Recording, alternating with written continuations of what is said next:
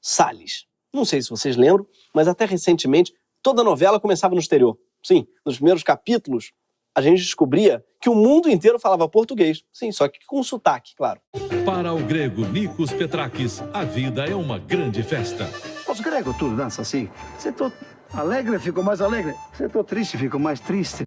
Mas justo nessa hora lá, coloca no meu caminho uma cópia dele. La ilaha illallah. Oh, pensei que esse ano você fosse esquecer. Figura-te. Sim, ma io sto louco pra comer esse dolce. Deco, vejam.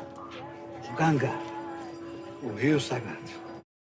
O Tony Ramos é o Daniel Day-Lewis brasileiro. Ele é o nosso ator mais versátil. Ele é indiano, é grego, é italiano. Claro, todos são um pouco italianos, é verdade, né? Todos falam um pouco assim, mas tem uma versatilidade ali. É melhor que a Giovanna Antonelli, por exemplo, que ela, não sei se vocês viram, ela é muçulmana, é japonesa, é baiana, mas sempre da Barra. Tipo, Inshallah, brother. Eu curto muito esse conceito de gringo da Globo, que é um brasileiro, o gringo da Globo, é igual, fala igual, só que fala um pouquinho mais cantado e placa uma gíria local no final da frase. Aqui, toma seu troco, capite? Já o capítulo de novela da Globo, hoje aqui no Greg News, começa no Porto de Savannah, na Georgia, nos Estados Unidos, sim. É lá que Giovanna Antonelli interpreta Kathleen, uma caipira pra lá de arretada. Não tem Giovanna Antonelli nessa novela. Tem um fiscal do Serviço de Pesca e Vida Selvagem dos Estados Unidos, o FWS, que é o equivalente ao nosso IBAMA. Nesse início de trama, esse fiscal, ele olha para 3 carregamentos de madeira vindo aqui do Brasil, mais especificamente do Pará, e considera todos eles suspeitos e resolve detê-los. Sim, a carga vinha do Pará e foi obrigada a parar. Ou melhor, a dar um stop, salgadinho. Não sei se vocês lembram desses bordões. Tá entre os bordões mais surreais do mundo, junto com Oxente My God e Cada Mergulho é um Flash. Nos anos 90, estava muito na moda o bordão bilíngue. Mesmo que não fizesse sentido nenhum, tipo somebody love. Você botava uma expressão em português, um samba com love ali, viralizava. O capítulo de hoje, ele explica o rolo gigante no qual se meteu o nosso ministro do Meio Ambiente, o Ricardo Salles. O episódio de hoje é, sim, sobre ele. Mas, por enquanto, a gente está onde? No Porto de Savannah, onde aquele fiscal olhou aquele carregamento e falou: isso daqui não está me cheirando bem, não. O que ele fez? Descobriu que o carregamento não tinha documentação do IBAMA, que é obrigatório na saída do Brasil e na entrada dos Estados Unidos. Então, o escritório do IBAMA, em Belém, foi acionado e respondeu que nenhuma das cargas detidas tinha autorização, ou seja, a exportação era, assim, ilegal. E estava em pleno governo Trump, ou seja, provavelmente eles separaram os troncos grandes de madeira dos filhotinhos de tronco só de sacanagem. Botaram os filhotinhos em umas gaiolas. Só que 10 dias depois, a FWS começou a receber novas cartas do IBAMA do Pará, dessa vez com novas certidões, legalizando aquela carga retroativamente. E o adido da FWS, um sujeito chamado Brian Landry, ele achou super estranho, decidiu puxar esse fio e acabou desenrolando um novelo. Ele descobriu, por exemplo, que um mês antes daquela apreensão, uma carga de outra empresa brasileira tinha chegado no Porto de Savannah com quase 20 mil quilos de decks de madeira de IP do Brasil, no valor total de $41 mil, também sem autorização do IBAMA. Essa carga também tinha sido barrada pelo IBAMA e depois recebido uma autorização retroativa. E para completar, alguns meses mais tarde, o que o IBAMA fez? Liberou retroativamente outras 12 cargas da mesma empresa.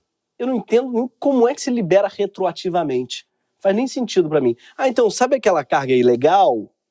Então, na verdade, é legal, sim. O pessoal que tava de implicância com ela aqui. Mas é legal pra caramba ela, Aquilo ali é peroba do campo, é nó da madeira, é caingá cangueira, é Matita Pereira. Outra letra faz o menor sentido. Falta só um termo em inglês, pra Águas de Março, virar um bordão de novela dos anos 90. Caingá cangueira, let's go! Não parece? Só eu que acho? Só, né? Foi nessa hora que o Brian Landry começou a achar tudo mais estranho ainda. O que ele fez? Foi conversar com o presidente do IBAMA, Eduardo Fortunato Bin. Sim, o nome dele é Bin mesmo, o que faz com esse americano provavelmente chame ele de Mr. Bin. Esse sujeito, né, que parece muito um amigo do Ricardo Salles, lá da Faria Lima, ele é provavelmente isso mesmo, exatamente o que ele parece, porque foi Salles quem colocou ele na presidência do IBAMA. Antes disso, ele era advogado da Fiesp, isso mesmo. Ou seja, não dá para dizer que ele não tem experiência com o mundo animal. Ele inflou um pato na Paulista e já manejava o gado. Mas a reunião de Landry e Eduardo Bin não deu em nada. Mas 5 dias depois, o presidente do IBAMA fez outra reunião, dessa vez com os representantes das empresas brasileiras investigadas pela FWS. Sim, aquelas empresas que tiveram aquele carregamento travado. Juntas, as duas empresas tinham 2,5 milhões de reais de multa ambiental em aberto no Brasil. E essa segunda reunião foi muito produtiva por os madeireiros, claro. Por quê?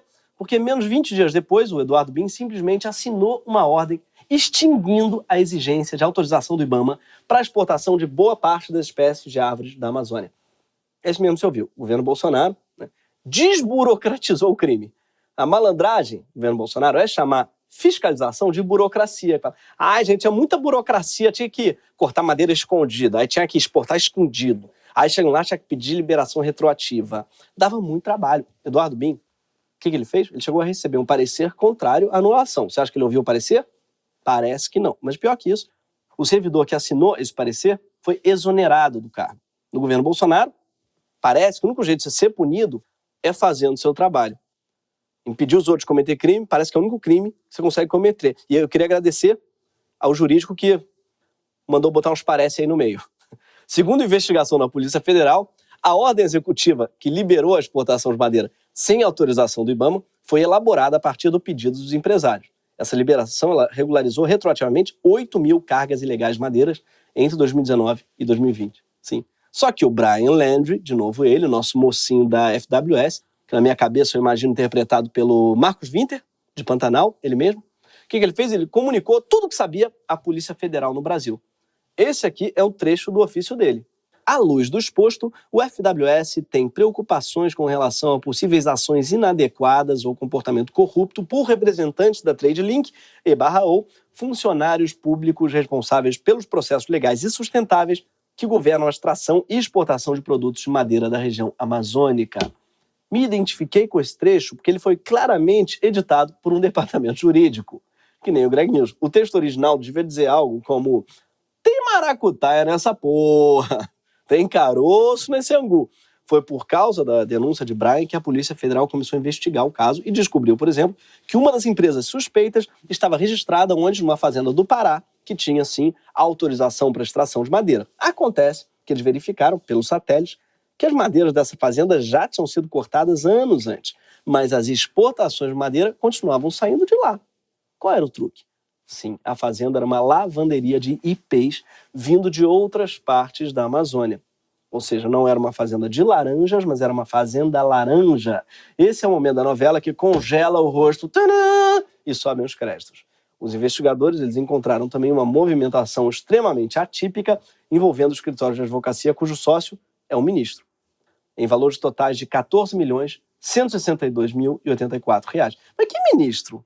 Quem que poderia estar movimentando 14 milhões atipicamente, gente? Sim, ele mesmo, Ricardo Salles. Quando o relatório caiu nas mãos do ministro do STF, Alexandre de Moraes, ele acatou o pedido de busca e apreensão na casa do Salles. E sim, um dos heróis dessa novela é o Alexandre de Moraes, que é o herói com uma pinta de vilão que já existiu. Alexandre, que ele calou a boca de muito artista idiota que protestou contra a sua nomeação para o STF. Manifestações contra a indicação de Alexandre de Moraes ao Supremo estão acontecendo em vários cantos do país. O Alexandre de Moraes no STF é a raposa no galinheiro, né? A raposa cuidando do galinheiro. Para mim é muito perigoso mesmo. Se eu pudesse voltar no tempo, eu dava uns tapas na minha própria cara. Ô, Gregório, deixa a raposa brincar no galinheiro, cara. Podia ser um chupa-caba no galinheiro, vai saber? Deixa a raposa, vai comer o quê? 1, 2, 3 galinhas no máximo? Ou, em defesa de mim mesmo, o Alexandre de Moraes, ele não ficou melhor. O mundo é que ficou pior. Comparativamente, ele passou de vilão a herói, permanecendo exatamente a mesma pessoa. Na sexta-feira passada, o Alexandre de Moraes também pediu que o PGR, Augusto Aras, se manifestasse sobre a possibilidade de afastamento imediato e prisão do Ricardo Salles por obstrução de justiça. Isso porque, depois da busca e apreensão, o Salles apareceu na sede da PF em Brasília com um segurança armado pedindo informações sobre a investigação. Pense na autoestima do sujeito. O sujeito foi até a Polícia Federal brincar de Polícia Federal. Foi dar uma batida na polícia. E ele também levou 19 dias para entregar seu celular para os investigadores. E o mais louco é pensar que essa história já estava sendo investigada quando o Salles disse naquela célebre reunião ministerial: vamos aproveitar a pandemia para passar a boiada. Mesmo sendo alvo de investigação, o Salles passou a boiada. E também a manada, e a matilha, a alcateia, o cardume, a vara. Sim, vara é o coletivo de porco, para quem não sabe. E sim, isso significa que ele aproveitou a pandemia para passar a vara. Ele aparelhou o IBAMA, nossa polícia ambiental, e quer extinguir o ICMBio. Ele também revogou resoluções que protegem restingas, faixas de vegetação sobre areia e manguezais para favorecer o mercado imobiliário, né, que quer construir um resort na beira da praia, e ainda mandou revisar o tamanho de todas as unidades de conservação do país. De acordo com o levantamento do INESC, uma associação socioambiental, Salles já editou pelo menos 317 atos oficiais que colocam a política ambiental brasileira em risco, ou seja, saudade da raposa que cuidava do galinheiro. Ele é o velho do KFC cuidando do galinheiro. Sabe aquele coronelzinho de barbinha? É ele que tá lá. Poxa, volta a raposa. Hashtag volta a raposa. A boiada estava passando tranquilamente, né? Até que no fim de 2020, a Polícia Federal fez a maior apreensão de madeira ilegal da história da Amazônia. Sim, foram apreendidas 213 mil metros cúbicos de madeira na divisa entre Amazonas e Pará, avaliados em 130 milhões de reais. Então, dessa vez, o caso não era de liberação de carga em portos estrangeiros, era um problema dentro de casa com a própria Polícia Federal. O superintendente da PF no Amazonas da época, Alexandre Saraiva, contou que, depois de apreendida a carga, o Salles foi pessoalmente até lá, olhou 2 toras de madeira e estava tudo certo. Isso seria como uma inspeção do alistamento militar, ter 40 mil pessoas com o pau para fora e o sargento aprovar, todo mundo olhando só 2 toras. Tem que olhar tudo, Salles. Eu sei que você não quer ficar com o apelido de manja-tora, mas é melhor do que passa-tora. Senta na tora. E o mais curioso, depois do ministro liberar a apreensão, ninguém apareceu para reivindicar a maior parte da madeira retida, cerca de 100 milhões de reais em madeira. Quem deixaria o seu produto de presente para a PF? Pois é, acho que ninguém que estivesse trabalhando legalmente. Imagina que seu carro é guinchado. Você não vai no Detran tentar recuperá-lo? Mesmo que seja um Del Rey, você vai. Agora imagina que seu carro vale 100 milhões de reais. Você não vai falar, mas é mal burocra, Mel. Não, você vai lá pegar a porra do seu carro, 100 milhões de reais. Por que deixam lá?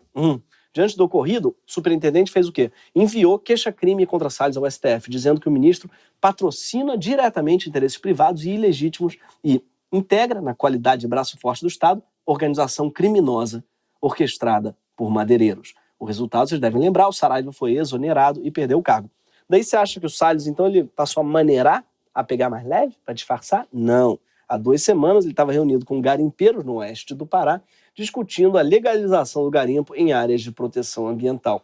A situação ela foi ficando tão descarada que o PGR, Augusto Aras, né, que ficou conhecido como Poste-Geral da República, depois que resolveu perseguir judicialmente quem chama ele de Poste-Geral da República, ele ficou encurralado e acabou pedindo que o STF abra investigação contra o Salles. O caso, dessa vez, ficou com a ministra Carmen Lúcia. Na gestão do Salles, batemos recorde de desmatamento na Amazônia e o Pantanal teve as maiores queimadas já registradas. Na Secretaria de Meio Ambiente dos Estados Unidos, o Ricardo Salles tem até um apelido, ele é um Mr. Chainsaw, ou Senhor Motosserra. E acho que ele até se identifica com o apelido, porque em vez de se fotografar com nossa rica fauna e flora, ele gosta mesmo de fazer ensaio fotográfico com árvores derrubadas. Ele não pode ver um desastre ambiental que ele vai correndo fazer um photoshoot. Ricardo Salles é a Nana Gouveia do ecocídio. Agora, todo vilão, ele é herói de alguém.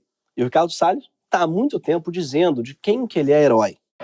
O agro respeita o meio ambiente. Aliás, o meio ambiente é insumo para a produção agropecuária. O trabalho de divulgar o agro brasileiro tem que ser feito e vinha sendo feito. O agro é o maior amigo do meio ambiente. Essa é a verdade. As cidades é que poluem. O agro brasileiro é exemplo para todo mundo. Ou seja, ele cuida da pasta do meio ambiente, mas claramente está apaixonado pelo agro. É um pouco como a noiva do Eric Johnson, que casou com Eric, mas claramente preferia ter casado com o padre Fábio de Mello. Perceba o olhar de quem vai dizer sim, sim, sim, eu aceito, cara. Aposto que ela chegava por último nas brincadeiras só para ser a mulher do padre. O curioso é que a paixão do Salles pelo agro não parece correspondida. Ele mesmo tem história nenhuma pregressa com o agro. Está escrito na fuça dele.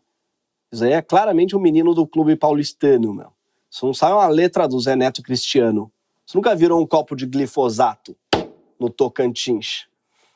Já a ex-ministra Cátia Abreu, ela sim ruralista, além de viúva de ruralista, mãe de ruralista, pessoa da nata do ruralismo, já disse que o Salles é, na verdade, uma das maiores dores de cabeça do agro. Em primeiríssimo lugar, Ricardo Salles. Hoje, ele é o nosso problema, a questão ambiental, o desmatamento. Eu ainda representava o ruralismo brasileiro, represento os produtores rurais que desmatam para fazer a sua produção. Agora, ele é ministro do Meio Ambiente, defendeu o desmatamento, isso é loucura, nós estamos no fim do mundo. Né? É coisa de vaca não conhecer bezerro. É uma expressão da roça ótima essa. Vaca não conhecer bezerro é porque chegou no fim do mundo, tá, gente? A vaca não reconhecer bezerro, você vê que é uma metáfora do agro, né? Obviamente o Carlos Salles nunca faria uma metáfora dessa. Para ele diria, isso é feito um North Face não reconhecer um colete da Moncler. Hein, Mel? Essa daí seria a metáfora dele. Você pode pensar, né? Vendo os vídeos da Kátia, pensa, cara, a Kátia Abreu mudou. Só que não, gente. Ela fez igualzinho a Alexandre de Moraes, ela só ficou paradinha no mesmo lugar de sempre. O mundo descambou pro caralho do fascismo, do extremo, do sem não sei o que é que ele descambou. Parece que de repente eles ficaram sensatos, progressistas, mas é ilusão comparativa. Ilusão comparativa que é um termo que eu acabei de cunhar. Mas a Kátia, ela tem um bom ponto. O agronegócio é um setor produtivo exportador. Ele precisa cumprir requisitos internacionais de boas práticas, incluindo a sustentabilidade ambiental. As maiores empresas do mundo investem hoje em projetos de eficiência ambiental, porque eles sabem que isso é uma garantia para continuar viva e lucrando hoje. É o ambientalismo de resultados. Por isso, falar de meio ambiente e agricultura como setores antagônicos é burrice. O agronegócio ele precisa do meio ambiente para existir, mas, talvez mais crucialmente, os grandes compradores do agro brasileiro não querem importar produtos que tenham contribuído para a destruição do planeta. A má fama que estamos ganhando no exterior sob a batuta de Salles está atrapalhando e muito os negócios do nosso produtor rural. Então, se o Salles não é o herói do agronegócio, ele é o herói de quem? Para descobrir isso, a gente foi atrás da história dele na política, que começou em 2006. Isso aí foi uma tentativa de som de flashback. Na época, Salles tinha 31 anos e se apresentava como advogado, fundador de um movimento, o Endireita Brasil. Não consigo falar essas coisas sem sotaque de Faria Lima. E tinha um blog, né, o mel deles é tipo, onde dizia que era contra o casamento de pessoas do mesmo sexo, né, e classificava o MST como um grupo criminoso, Nesse vídeo movimento, o Salles explica como ele se preparou para a carreira política, A nossa luta em prol da causa liberal contra o PT e o aparelhamento do Estado começou há 12 anos atrás, quando fundamos o Movimento Endireita Brasil em 2006. Lançamos, inclusive, uma candidatura a deputado federal que obteve 10 mil votos. No ano seguinte à fundação do Movimento Endireita Brasil, fomos para os Estados Unidos aprender no Leadership Institute como se montava um movimento liberal com pautas conservadoras. E já em 2008 fizemos a primeira edição do Dia da Liberdade de Impostos. Muitas coisas para dizer. Primeiro, tá tocando Que País é Esse? Que é uma das músicas preferidas de todo cuzão. Que ele adora botar Que País é Esse só para responder. É a porra do Brasil! E a letra diz, vamos ficar ricos, vamos faturar 1 milhão. Se você lembra, no final diz isso. Quando vendemos todas as almas dos nossos índios no leilão. Ele entendeu a música de protesto com a música de proposta. Falou assim, tá aí. Que business model, Vender alma de índio, Não sei se ouviram ele chamando o instituto que ele estudou de liberal. Isso foi o rebranding dele. Porque esse Leadership Institute é uma organização apenas conservadora mesmo.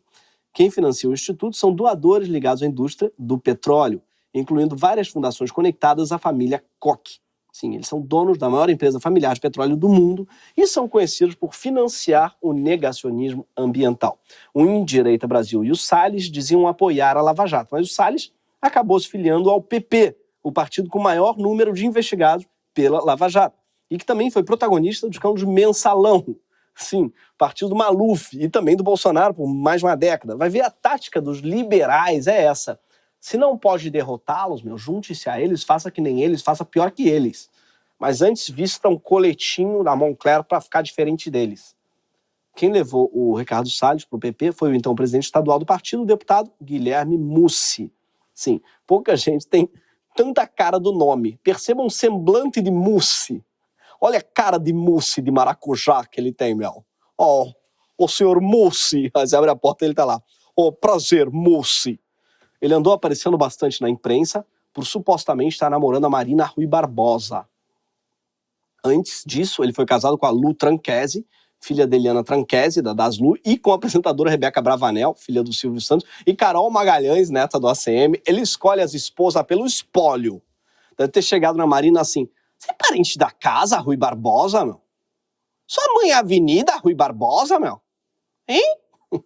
Mussi, ele próprio, é também, claro, um herdeiro. Ele é filho de Carlos Henrique da Silva Ferreira, ex-diretor da Federação das Indústrias do Estado de São Paulo, sim, a Fiesp, ela mesma, a do Pato Amarelo. O pai do Mussi, além disso, é acionista majoritária da Indústria Brasileira de Artigos Refratários S.A., que não fabrica refratários de colocar Mussi, é apenas uma coincidência, mas sim produtos usados em siderúrgicas e petroquímicas.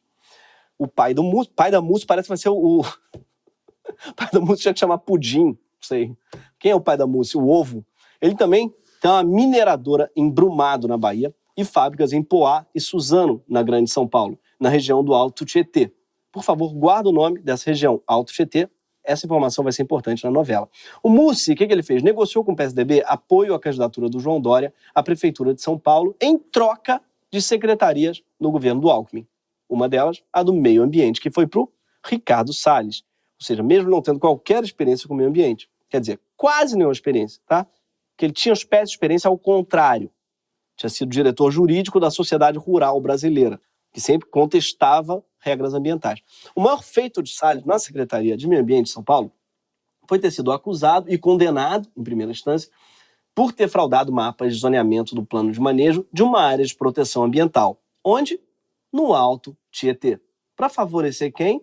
Empresas filiadas à Fiesp. Sim, a Fiesp, a mesma do pai do Mussi, que foi quem indicou o Salles para a secretaria. A nossa realidade, ela parece um episódio do Scooby-Doo, sabe? Toda vez que tira a máscara do monstro, tem lá um pato amarelo de borracha por trás da merda toda. É muito fácil de adivinhar. Depois de ser demitido pelo Alckmin, o Salles tentou se eleger deputado federal em 2018. E na prestação de contas à Justiça Eleitoral, ele declarou quase 9 milhões de reais em bens, incluindo 2 apartamentos de 3 milhões cada, um barco de $500 mil e mais de $1,5 milhão em investimentos. Sendo que em 2010, quando ele tentou se eleger deputado estadual, ele tinha 4 vezes menos. Tinha 2 milhões e 300 mil reais em bens.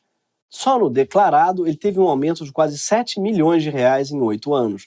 Ou seja, um puta case de sucesso, mano. Reduzir o peso do Estado é um negócio que costuma melhorar muito as finanças de quem reduz.